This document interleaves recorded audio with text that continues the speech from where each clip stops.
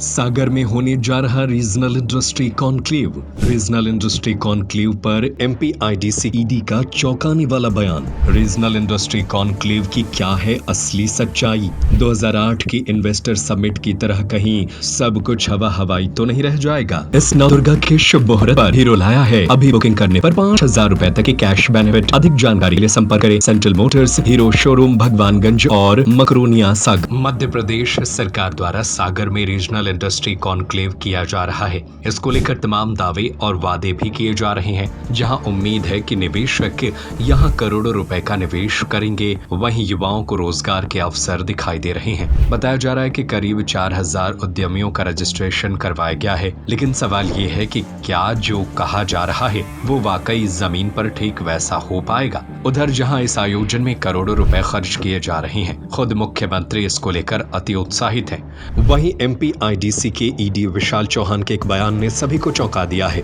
उन्होंने कहा है कि जितने उद्यमियों के रजिस्ट्रेशन होते हैं उसके मात्र से 60% लोग ही शामिल होते हैं। मतलब सागर में जैसा जानकारी है कि करीब 4,000 उद्यमियों ने अपनी रुचि दिखाई है, उसमें से केवल 60% यानी कि 2,400 उद्यमी ही शामिल होंगे।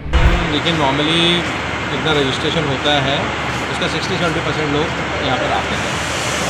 यहाँ क्योंकि लोकल रजिस्ट्रेशन भी यहाँ ज़्यादा हुआ है उद्योगपतियों का, तो मैं समझता हूँ कि यहाँ और ज़्यादा अधिक लोग आएंगे। क्या लगता है ये जो पूरा फॉर्म था सीएम साहब का रीजनल लेवल पे, ये कितना सफल होगा? क्योंकि पिछली जो इन्वेस्टर्स हुई हैं, समिट हुई हैं, कोई बिजनेस यहाँ ग्राउंड पर नहीं उतर के आ पाया। आप क्या मानते हैं अपने अनुभव? देखिए, अभी ऐसा होता है कि स्क्रूटनी होती है पहले, उसके बाद ही हम लोग किसी का इंटेंशन टू इन्वेस्ट लेते हैं कि अगर वास्तव में वो इंटरेस्टेड है उद्योग करने के लिए, और कंपनी प्रोफाइल देखी जाती है, बाकी सारी चीज़ों की भी हम लोगों के यहाँ जाँच होती है। उसके बाद ही हम लोग बोलते हैं कि हाँ ये उद्योग इस एरिया में लगेगा, इस एरिया के आसपास के कई एरिया में लगेगा। और रीजनल इंडस्ट्री कॉन्क्लेव जैसे पहले बोला भी गया है कि ये सिर्फ अकेला इस एरिया के लिए नहीं है, ये पूरे प्रदेश भर के लिए होता है।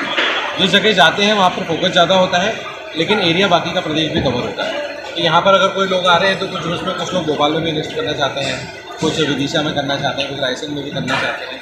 ऐसे अलग अलग एरिया के लोग भी यहाँ पर आ रहे हैं। सर अभी इसमें कितना जो है वो खर्च आएगा? लगभग खर्च कितना आएगा अभी इसमें?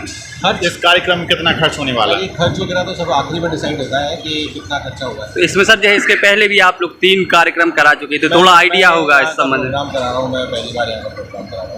समिट कार्यक्रम हुआ था। आपका शुभ नाम, designation? Vishal Singh, executive director MPIDC. इस बयान के सामने आने के बाद इस रीजनल इंडस्ट्री कॉन्क्लेव से क्या उम्मीद लगाई जाए, ये आप खुद ही सोच सकते हैं। जिसमें शुरुआत में ही आधे से थोड़ा सा ज्यादा पंजीयकों के शामिल होने की उम्मीद खुद एमपीआईडीसी के ईडी ने जताई है। अब आप ही अंदाजा लगा सकते हैं कि जब कार्यक्रम कराने वाले लोगों को ही 60% पंजीयकों के आने की उम्मीद है, उसके हिसाब से ही व्यवस्था की है, तो इसमें अब कितने प्रतिशत लोग आएंगे और यहाँ कितने निवेशक सही मायने में निवेश करने आ रहे हैं। वहीं एक और बड़ी बात यह है कि इसमें अधिकतर उन लोगों ने पंजीयन कराया है जो लोकल है, यानी कि वे तो पहले से ही स्टार्टअप या अपना अन्य कोई व्यापार कर रहे हैं, वह जमे जमाए हैं, तो उन्हें शायद ही इस कॉन्क्लेव से कोई फायदा मिल पाएगा। इस बयान के बाद यह सवाल उठना लाजमी है कि क्या वाकई में इस कॉन्क्लेव से सागर में औद्योगिक विकास की नई दिशा और दशा मिलेगी, या फिर 2008 की इन्वेस्टर समिट की तरह ही